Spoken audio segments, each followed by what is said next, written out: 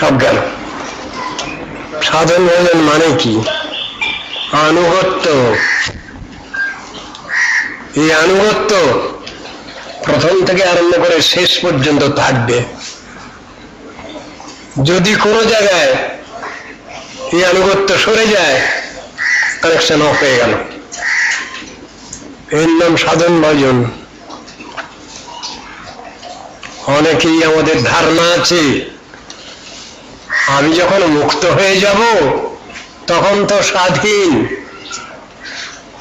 বাজে কথা, বাজে ধারণা।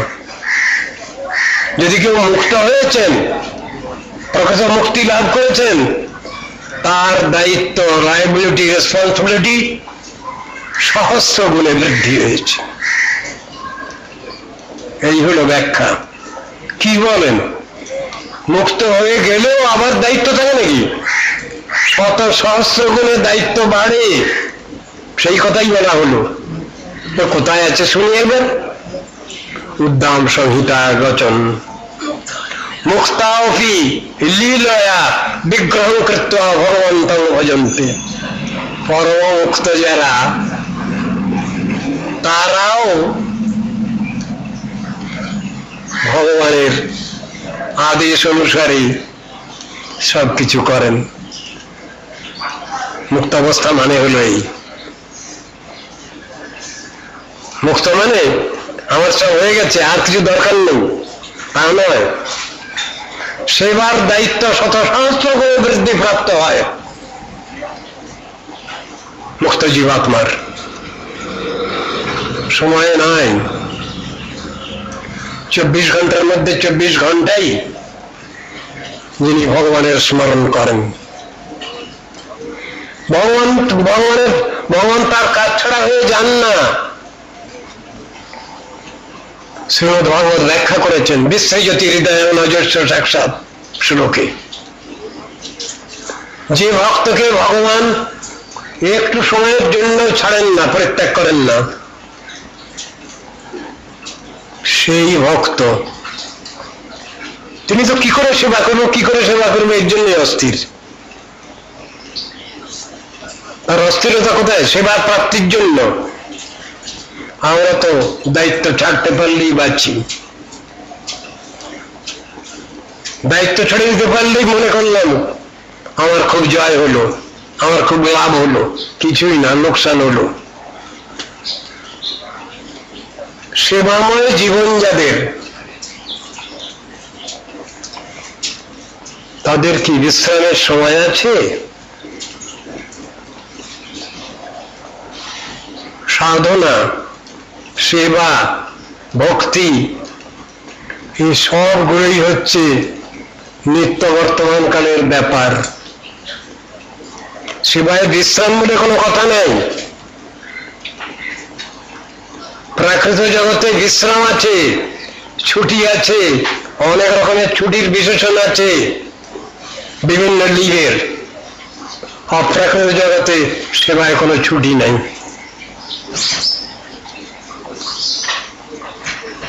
চলছে, চলবে, এখানকার স্লোগান, রাজনৈতিক স্লোগান। পরমার্থ ক্ষেত্রেতে, গোলকবৃন্দাবনেতে চলবে বলে নাই, চলছে। একটাই টেন্স সেখানে, ফিউচার টেন্সও নেই, পাস্ট টেন্সও নেই, প্রেজেন্ট টেন্স আছে। তাও একটা বিশেষণ লাগানো আছে, প্রেজেন্ট কন্টিনিউয়াস টেন্স, যার বিরতি নাই। এসব কথাগুলো শাস্ত্রে বুঝানো আছে। আমাদের তত্ত্ব দর্শন জানতে হবে, গুরু তত্ত্ব জানতে হবে, গৌর তত্ত্ব জানতে হবে, কৃষ্ণ তত্ত্ব জানতে হবে, বৈষ্ণব তত্ত্ব জানতে হবে, জগৎ তত্ত্ব, জীব তত্ত্ব, মায়া তত্ত্ব সবকিছু জানতে হবে আমাদের। হরিনাম করব, নাম তত্ত্ব জানতে হবে আমাদের। নামের দ্বারা কি করে ভগবানের সেবা হবে? নামের দ্বারাই সেবা হবে কলিযুগের। শাস্ত্রে উল্লেখ করা আছে নামের মাধ্যমে নামই পরব্রহ্ম ভগবান, ভগবানের শাব্দিক অবতার সেই নাম, তাকে বলছেন পরব্রহ্ম। নাদ ব্রহ্ম, সেই নাম ব্রহ্ম। অ্যাবসলিউট সাউন্ড কাকে বলে তার ব্যাখ্যা দিয়েছেন। সেই নাম ব্রহ্ম পরজগৎ থেকে এখানে আসেন, কার্য সমাধা করে আবার ফিরে যান, তার নাম নাম ব্রহ্ম, শব্দ ব্রহ্ম, সাউন্ড অ্যাবসলিউট। সুতরাং সব তত্ত্ব দর্শনগুলো শাস্ত্রানুসারে আমাদের আলোচনা করতে হবে। এটা আমাদের কোনো কষ্ট কল্পনার বিষয় নয়। গুরুতত্ত্ব কি, বৈষ্ণব তত্ত্ব কি, ভগবত তত্ত্ব কি, নাম তত্ত্ব কি, সবগুলো তো শাস্ত্রের বর্ণনা আছে। আর শুধু জেনে নিলেই হবে? প্র্যাকটিক্যাল হতে হবে আমাদের। প্র্যাকটিক্যাল মানে কি? বাস্তব অনুভূতি, প্রপার রিয়েলাইজেশন। এই রিয়েলাইজেশন যতদিন না হচ্ছে আমাদের বাস্তব অনুভূতি, ততদিন পর্যন্ত আমরা সাধক সাধিকা পর্যায়ে থেকে যাচ্ছি। কিন্তু সাধন ভজন ক্ষেত্রে তো কোনো চালাকি চাতুরি বলে কিছু নাই, সবই তো অন্তর্দর্শন। সবটাই পরীক্ষা দিতে হবে, পড়া দিতে হবে আমার উপরওয়ালা গার্জিয়ানকে, সেখানে ফাঁকিবাজির কোনো ব্যাপার নেই। অন্তরটা খুলে দেখাতে হবে, যেমন দেখিয়েছেন বজরংবলী হনুমানজি। হনুমানজি কে? গুরুতত্ত্ব। আবার লক্ষণ যিনি, তিনিও গুরুতত্ত্ব। তিনি একটু সন্দেহ করছেন বজরংবলী হনুমানজিকে। সীতামা খুব ভালোবেসে বহুমূল্য মুক্তার হার দিয়েছেন তাকে পরিয়ে। সকলকে সবকিছু দেওয়া হচ্ছে, ওকে কেউ কিছু দিচ্ছে না। সীতামা নিজের গলার হারটা ওকে দিলেন পরিয়ে। দাঁত দিয়ে কাটছে মুক্তার হার, একটা একটা কাটে ফেলে দেয়, আবার একটা দেখে কি ফেলে দেয়। তখন বলছেন বাঁদরের গলায় মুক্তার হার। এক গুরু আর এক গুরুকে বলছেন, লক্ষণ গুরুতত্ত্ব আর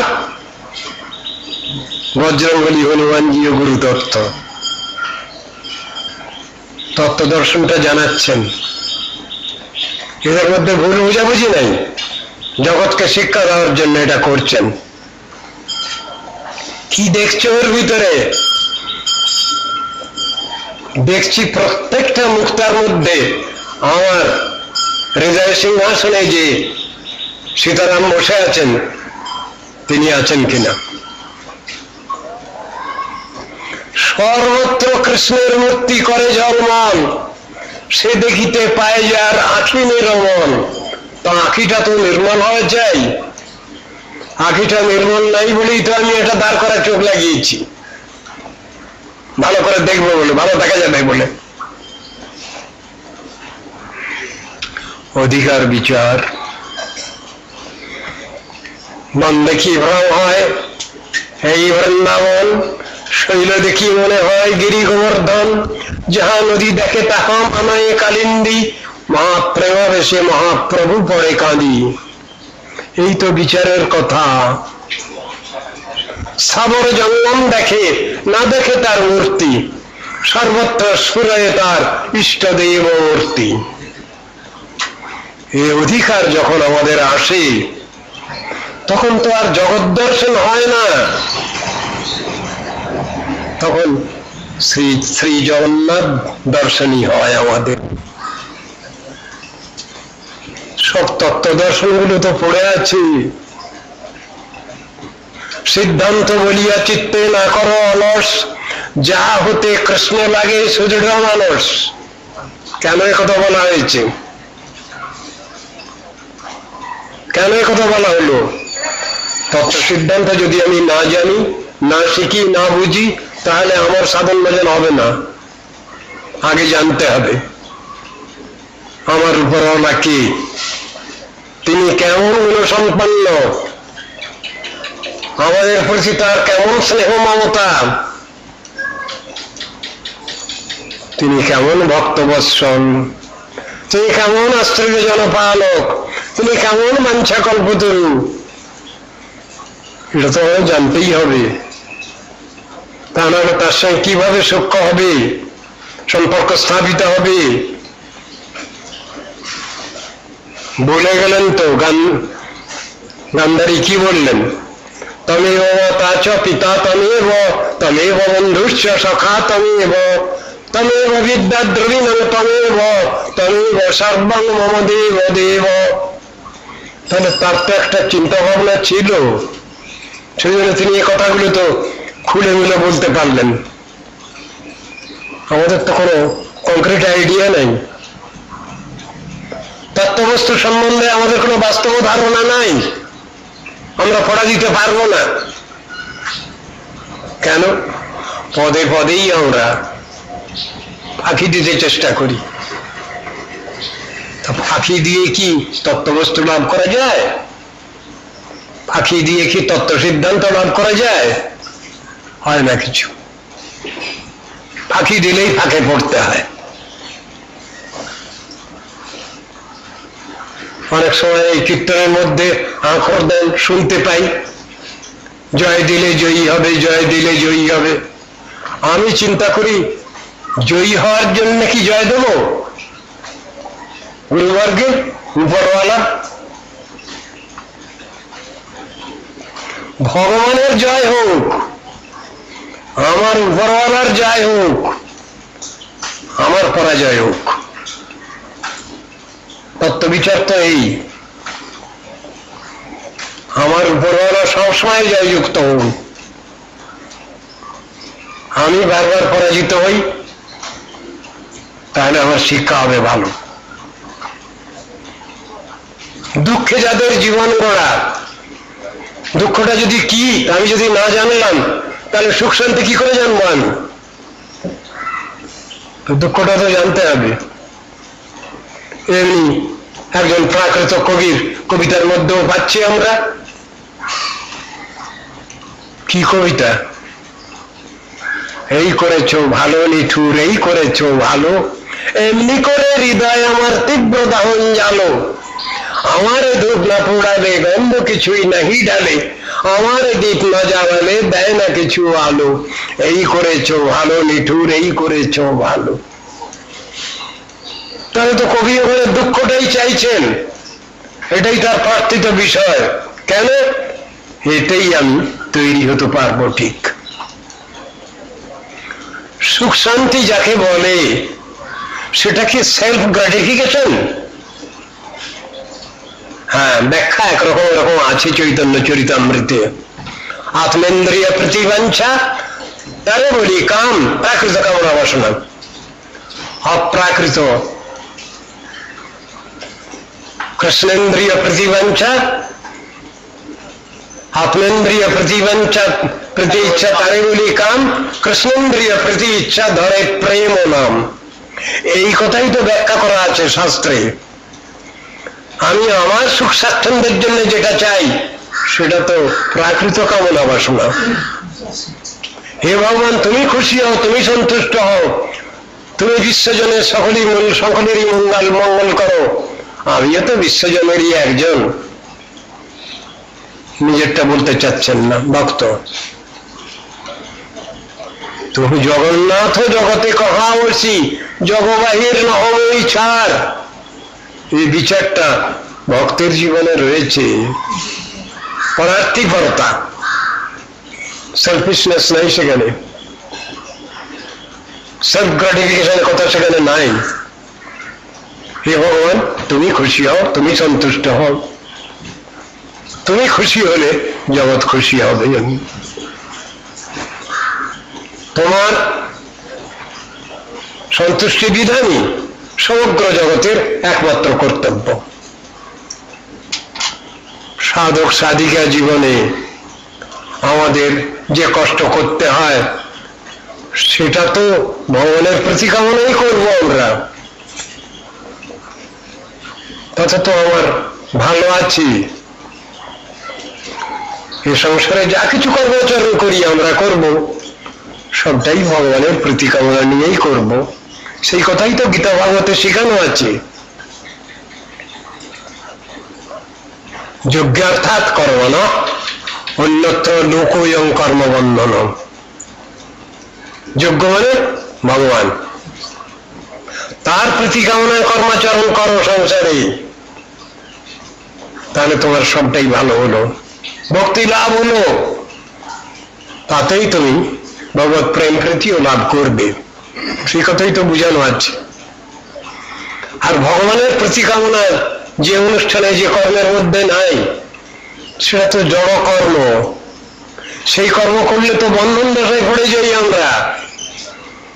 শ্রীমদ ভাগবতে তো উদাহরণ দিলেন, দুটো পোকাকে দিয়ে উদাহরণ দিলেন। গৃহস্থের ঘরে কোনে কোনে বাসা করে মাকড়সা, জাল তৈরি করে, তার থুতু থেকে লালা থেকে এসে জাল তৈরি করে, সেই জায়গাতে অন্য পোকা মাকড় জালে ধরা পড়ে, মাকড়সা ধরা পড়ে না। সংসারে যারা থাকেন ভগবানের পরে নির্ভর করে, তার শ্রদ্ধা ভক্তি নিয়ে সবকিছু থাকেন, তারা হলেন মুক্ত জীব, ওই মাকড়সা জাতীয়। আরো একটা কীট, সেও তার ললা থেকে সুতা বের করে, তার নাম হলো পেশকৃত কীট, গুটি পোকা। সে তার এর মধ্যেই আবদ্ধ হয়ে যায়, পরে তাকে সেদ্ধ করে মারা হয়। এক কর্মের দ্বারা আমাদের মুক্ত দশা, আর এক কর্মের দ্বারা আমাদের বদ্ধ দশা। কর্মের প্রসিডিওর তো আমরা জানি না, শাস্ত্র তো শিখানো আছে, বলা আছে, প্রত্যেকটি গ্রন্থের মধ্যে এইসব কর্মফলের কথা বলা আছে। ভালো মন্দ দুটো, খারাপটা ছাড়ো, ভালোটা নাও, এ কথা সব জায়গায় বলা আছে, বুঝানো আছে। তত দুঃসংযমসৃজ্য সৎসুসজ্জিত বুদ্ধিমান,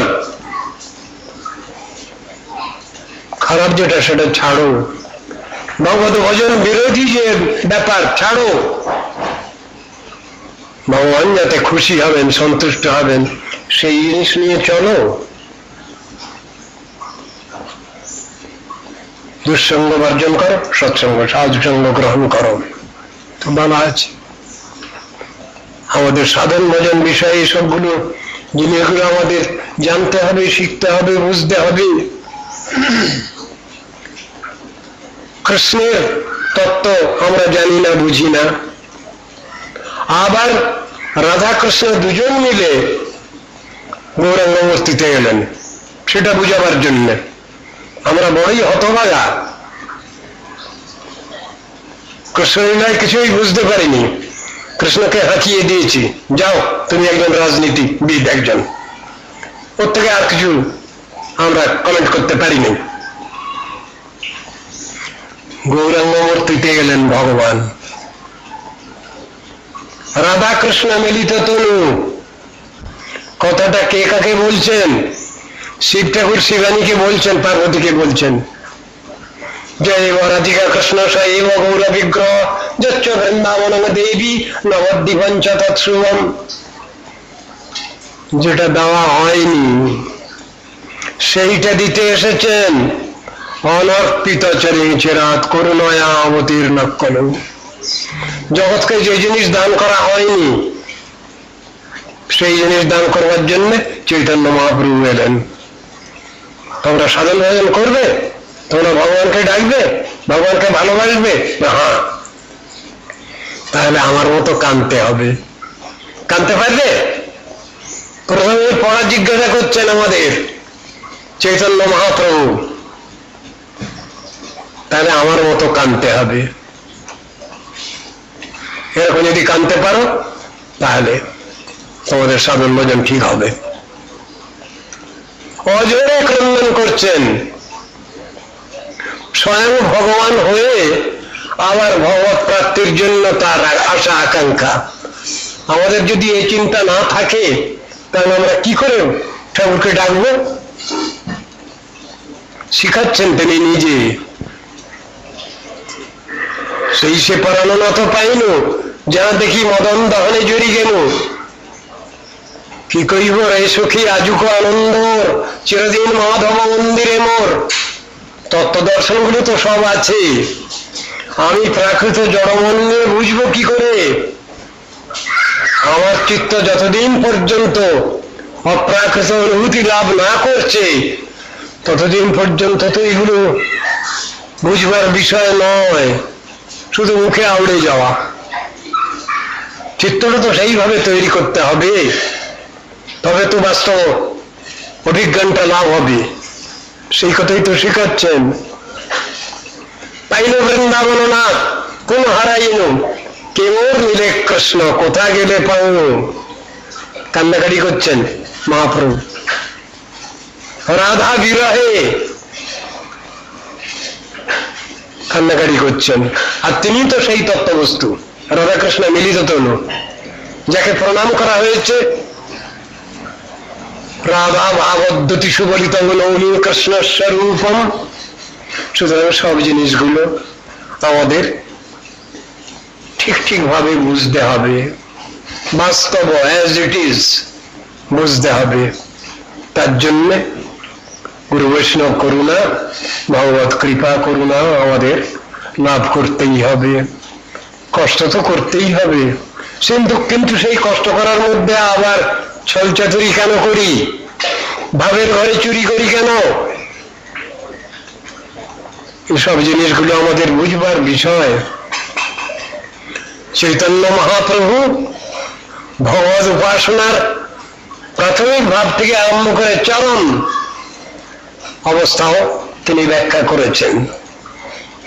তাঁর নিজের স্বীয় রচিত যে শিক্ষাষ্টক তার মধ্যে সবটাই বলা আছে। সাধক সাধিকার জীবন থেকে আরম্ভ করে শেষ ভগবত প্রেম প্রতিলাভ করা অবস্থা পর্যন্ত তিনি দেখিয়ে গেছেন। সেটা তো আমাদের বুঝতে হবে,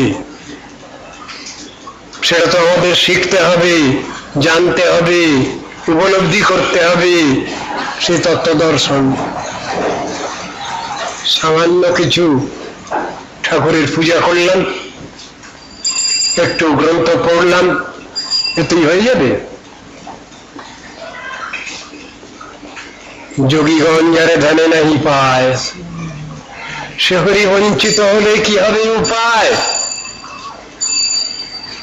ইয়ং ব্রহ্মা বরুণেন্দ্র রুদ্র মূর্তস্তুন্নন্তি দিব্যস্তবৈ বেদৈষাং পদক্রম উপনিষদৈর্গায়ন্তি য়ং শ্যামগা ধ্যানাবস্থিত তদ্গতেন মনসা পশ্যন্তি য়ং যোগিনঃ যশ্চন্তো ন বিদু সুরাসুরগণা দেবায় তস্मै নমঃ। কেন ভগবানের কৃষ্ণের এই বিশেষণগুলো দিচ্ছেন? আমরা অনায়াসেই পেয়ে যাব। হ্যাঁ, পাবো। কি বিচারে? না কলিকাল। কলিকালে জন্মগ্রহণ করেছি বলে অনেকের দুঃখ, কিন্তু শাস্ত্র বলছেন আবার লাভও অনেক। কি? নামের সাধনের দ্বারা নামী পরব্রহ্ম ভগবানকে সাক্ষাৎ ভাবে পাওয়া যাবে। তার তো সহজ ব্যবস্থাও তো বটে, কিন্তু বাদ সেধেছে যে অপরাধে। কৃষ্ণ নাম তো অপরাধের বিচার রাখে। কি করব? তাহলে তো অপরাধ ছাড়তে হবে, কম তো নয়। নাম অপরাধ 10 রকম, তার ভিতরে একরকম অপরাধ গুরুদেবের, যিনি নাম উপদেশ করেন, আর বাকি 9 রকম অপরাধ তো সাধারণ ব্যক্তির সকলেরই। সেগুলোকে ছেড়ে নাম করলে তবে তো নয় ফল পাবো। তা তো কই করছি কই। হরিনাম করতে গেলে 10বিধ অপরাধের কথা রয়েছে। সাধু নিন্দা, গুরু নিন্দা, শাস্ত্র নিন্দা করা চলবে না। অন্য মনস্ক হওয়া চলবে না নাম করতে করতে। ভিতরে একটা টেনশন, হরিনাম করতে হবে, ভুলে গেলে হবে না মন্ত্র মাঝপথে। আবার তত্ত্ব বিচারে বলছেন অন্য আধিকারিক দেবদেবীও যা, আর রাধাকৃষ্ণ তো তাই। অনেকে বলে ফেলছি আমরা কৃষ্ণ নামের ফল হবে না, পাওয়া যাবে না, বাধা এসে যাচ্ছে। সংসারে অনেক শুভাশুভ কর্ম আছে, আরে ওগুলো যা, কৃষ্ণ নাম করাও তো তাই। সব চৌপট হয়ে গেল, সব শেষ। যদি কেনাকাটি আমি নাম করি, নামের ফল অবশ্যই হবে। আমি নামও করতে লাগলাম, আবার নামকে খাটিয়েও নিতে লাগলাম। নামকে খাটিয়ে নেওয়া যায় নাকি? হ্যাঁ যায়। যখনই ভগবান বুঝবেন যে আমাকে খাটিয়ে নিতে চাচ্ছে, আমি তো খাটি স্বাভাবিকভাবে, আবার আমাকে বলতে হবে কেন? আমরা অনেকে আছি হরিনাম করি, কিন্তু ভিতরে ভিতরে চিন্তা আছে একটু খাটিয়ে নেবো ঠাকুরকে। ঠাকুরকে খাটিয়ে নিতে গেলে ঠাকুর বোঝে না বোধহয় কিছু, মুখ্য মানুষ নাকি ঠাকুর, সব বুঝতে পারে। আমাকে খাটিয়ে নিচ্ছে আমার সেবা করার বদলে, ভীষণ চালাক। ও তুমি আমাকে খাটিয়ে নিচ্ছ? আরে আমি তো ভক্তের জন্য খাটি, আমি তো প্রতিজ্ঞা দিয়ে বসে আছি, স্টেটমেন্ট দিয়ে বসে আছি, ডিক্লারেশন দিয়ে বসে আছি। ভগবান বলছেন আমি আমার ভক্তকে লালন পালন করি, পোষণ করি, তার সব দায়িত্ব নেই, সবই তো বলে রেখেছি। আমাকে আবার পরীক্ষা দিতে হবে, তাও আমি ভক্তের জন্য পরীক্ষা দেবো। ভগবান বলছেন, আর আমরা জেনারেল মাস, আমরা কিন্তু ভগবানেরই পরীক্ষা নিতে চাইছি। আমরা নিজেরা পরীক্ষা দেবো না, পরীক্ষায় বলবো না, অথচ ভগবানের পরীক্ষা নিতে চাই। কি করে হবে? এসব বিচারগুলো তো বর্ণনা রয়েছে শাস্ত্রে। নাম মানে পাপ বুদ্ধি, মানে কি? নামকে খাটিয়ে নেওয়া। নামকে খাটিয়ে নেওয়া মানে নাম আর ভগবান তো একই বস্তু। যেই নাম সেই কৃষ্ণ, ভজনিষ্ঠা করি, নামের সহিতে আছেন আপনি শ্রীহরি, এটা ভুলে যাচ্ছে কেন? একই বস্তু। তবে ভগবানকে খাটিয়ে নেওয়া বুদ্ধিটা তো ভালো না। ভগবানের সেবা করলে ভালো হবে, আমার কল্যাণ হবে, আমাদের কল্যাণ হবে। তাকে খাটিয়ে নিতে গেলে আমার অপরাধ এসে যাবে, সেবা করার বদলে আমি অপরাধী সঞ্চয় করে ফেলবো। এসবগুলো তো ঠিক না। সব জিনিসগুলো আমাদের বুঝতে হবে। যত গৌর লীলাই বলুন, কৃষ্ণ লীলাই বলুন, রামলীলাই বলুন, আর সমস্ত ভক্তগণের জীবন, তাদের উপদেশ নির্দেশ, সবগুলোর মধ্যে মোদ্দা কথা আছে, মেইন ফ্যাক্টর। সেগুলো নিয়ে তো আলোচনা করার দরকার আছে। সকলের সব তো রুচি নয়। কেউ আমরা এই সংসারে কর্মী, একে বলা হবে কুকর্মী, কেউ কুজ্ঞানী, কেউ কুযোগী, এই অবস্থা। বাস্তব ক্ষেত্রে যদি আমরা ঠিকভাবে বিশেষিত হতে চাই, তাহলে আমরা ভগবানের সেবক সেবিকা,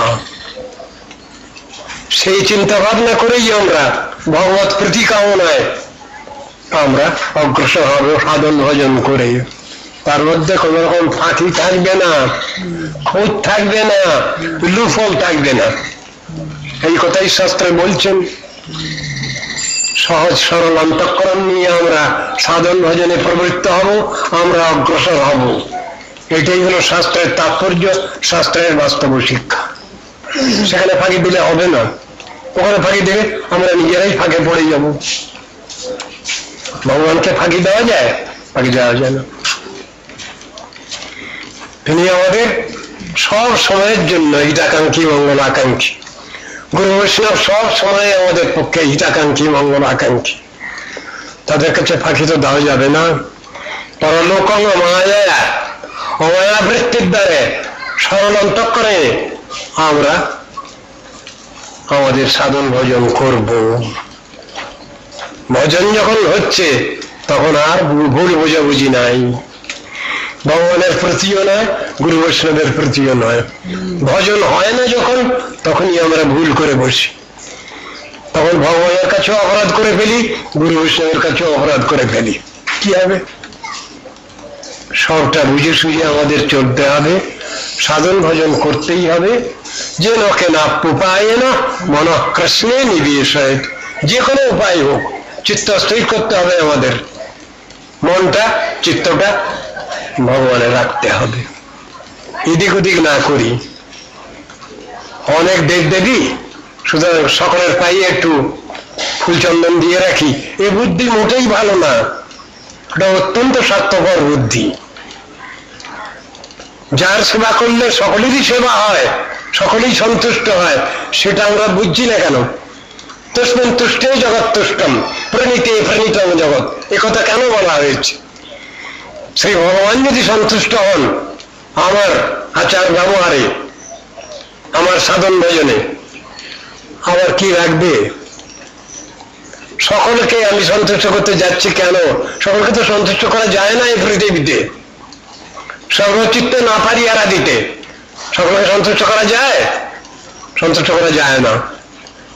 সেই জন্যই শাস্ত্র শিখানো আছে, সময় কম আমাদের, সেই অনুসারে সাধন ভজন করতে হবে, বুদ্ধি নিয়ে সাধন ভজন করতে হবে। সময় নষ্ট করা কেন? এক জায়গায় সব পাবো, মার্কেটিং যেখানে ন্যায্য দাম, ভালো খাঁটি জিনিস, সেখানেই মার্কেটিং করব। সাধন ভজন কার করব?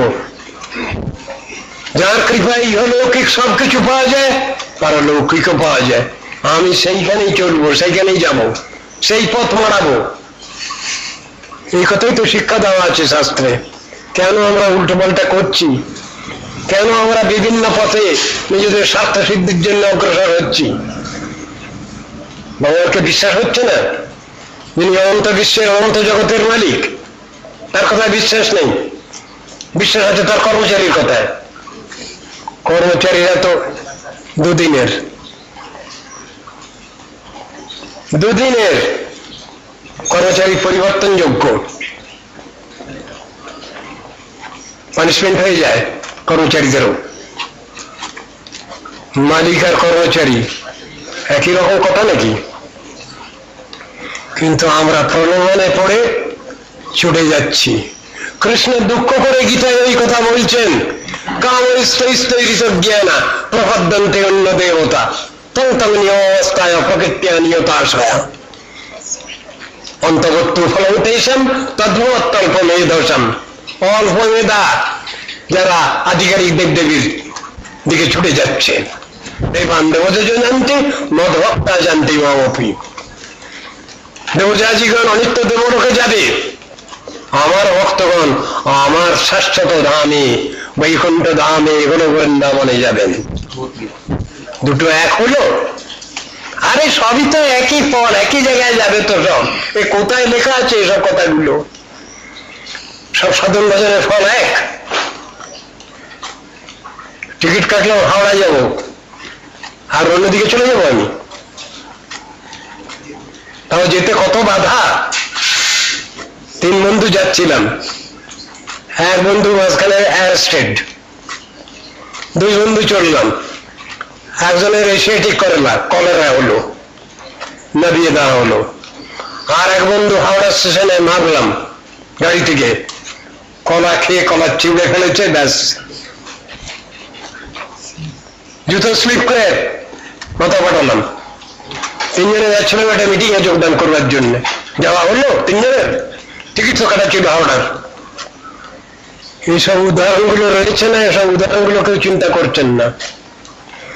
বলে চিঠি ফেলে দিলেন এক জায়গায়, বিভিন্ন ঠিকানার চিঠিগুলো এক জায়গায় যাবে, বিভিন্ন ঠিকানায় যাবে, এক জায়গায় যাবে না। কেউ কর্মী, কেউ জ্ঞানী, কেউ যোগী, কেউ তপস্বী, কেউ ভক্ত, সব একই অবস্থা, অত সস্তা নয়। এসব বাজে বাজে কথা নিয়ে এই কথা বললে হবে না, এগুলো যুক্তি বিরুদ্ধ কথা কতগুলো আমি যাবি। এইগুলো বর্তমান দুনিয়াকে শিখানো হয়েছে, তারা ওইগুলোই করচায়। গীতা ভাগবত কেউ আলোচনা করবে, তত্ত্ব সিদ্ধান্তের গ্রন্থ কেউ আলোচনা করবে না, যার ভিতরে ঠিক ঠিক পথ বাতলানো আছে। মহাজনের যেই পথ, তাতে হব অনুরত, পূর্বাপর করিয়া বিচার। মহাজন যে নগতস্য পন্থা বাঞ্ছা কল্পতরুভ্যশ্চ কৃপা সিন্ধুভ্যৈব চ পতিতানাং পাবনেভ্যো বৈষ্ণবেভ্যো নমো।